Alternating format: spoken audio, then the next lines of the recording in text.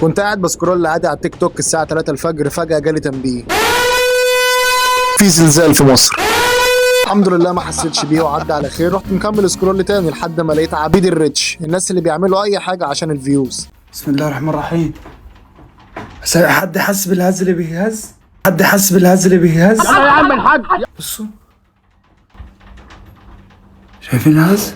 هز ايه يا عم؟ دي النجفة ثابتة اكتر من ميسي، كان لازم تهز النجفة الاول قبل الفيديو زي صاحبنا ده. زلزال يا جماعه، زلزال في مصر حالا يا جماعه. بصوا يا جماعه، بصوا حتى النجفه بتتهز لسه يا جماعه. الناس دي بيستغلوا اي مصيبة عشان ياخدوا لايكات ويعلوا الريتش، ويا ريتهم بياخدوا فلوس في الاخر. العمارة اتهزت في زلزال، اصحى صح العيال، اصحى يا بنت خليكم جاهزين. خليهم جاهزين ليه يا حاج؟ هي حرب؟ ما العمارة اتهزت خلاص. وبعدين بيت ايه اللي اتهز؟ انت اصلا من الفيوم، خارج نطاق الزلزال. عارف في ايه ده يا جماعه؟ اكتبوا لي دلوقتي حد حس بيه ولا لا. الزلزال لسه حاصل حالا. لقيت الرينج لايت وقع ولا رينج لايت ها؟